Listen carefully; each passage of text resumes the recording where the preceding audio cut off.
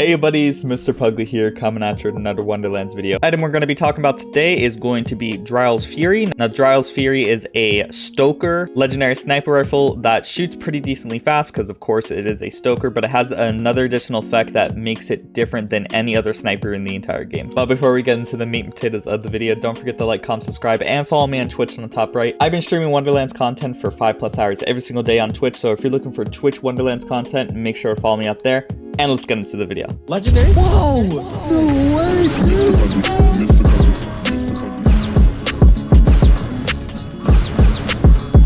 This item has a dedicated loot drop source from the boss at the end of the God's Well. Now, to get to the ends of the God's Well, all you need to do is travel to the Drowned Abyss, which is right here on the overworld map. Once there's going to be 2 fast travel locations you can travel to. You want to go to Dryle's Galley, and once there, you can quickly get to God's Well right here. And many of you are probably already aware of this boss because it is one of the bosses in the main campaign, but basically, this is one of the more tankier bosses in the entire game, so it will take you a couple of seconds to actually kill. Of course, each phase doesn't last too long, but the annoying part when farming him is that there is going to be a total of 3 different phases you have to deal with when fighting this boss, so it is going to take a couple of minutes to farm each attempt to get these items. But as long as you have an optimized build, you should be able to clear each phase pretty decently fast. Even on Chaos level 20, despite him being so tanky, it does only take a couple of seconds to completely kill him, so you shouldn't have too much of a hard time killing him either, as long as you have an optimized build. Now, this weapon can only spawn in fire, but the main thing that's cool about it, not only does it shoot really fast, as I said before, it has an alternate firing mode that spawns an explosive orb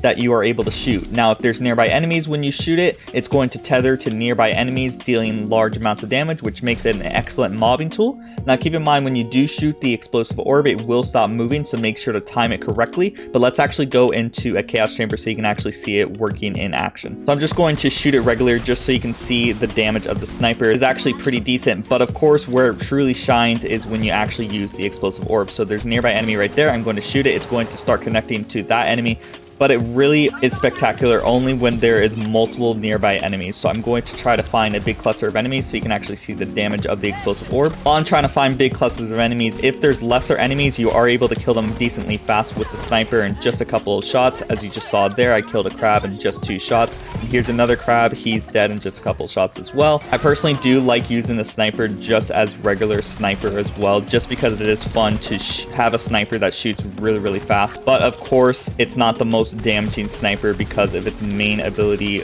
mainly being the explosive orb. Key thing I didn't even say before is that the elemental orb is shock, so you're going to be doing fire damage with regular bullets and then shock damage with the explosive orb. So right here is an encounter, so I'm just going to try my best to deal as much damage as possible. So I'm just going to spawn the explosive orb, I'm going to shoot it, and you'll see that the guys nearby are going to take ever increasing damage, especially if I activate my Buffmeister. Now, every single time you shoot the explosive orb, it will start tethering to nearby enemies. So if there's an enemy that spawns after you already shot the orb, you can shoot it again to tether to the new enemy. There's a decent cluster of enemies right here, and it's able to just deal a decent amount of damage split evenly between all these enemies. Now, I found the damage to be, of course, a lot better when you activate Buffmeister, since it's activating a bunch of ticks.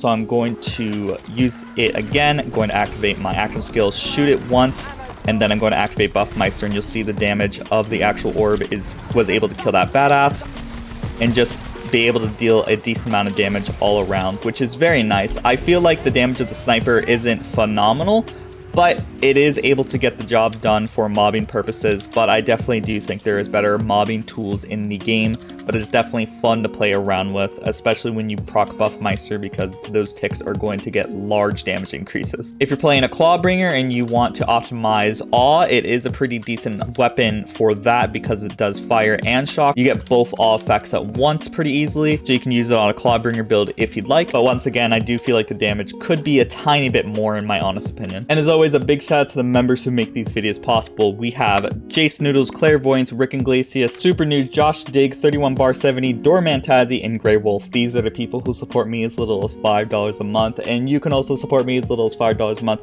by clicking the link in the comments or description or in the top right to become a member. The more members we have, the closer I get to becoming full-time, which means more videos for you guys. And as always, don't forget to like, comment, subscribe, and I hope you all have a great day. And the last shall be first to immerse in a pass out heat. Facing him out with a moxie melt till he woke up drowning in tchotchke hell. More in a cave with a torch on a wall than a window arrangement of porcelain dolls.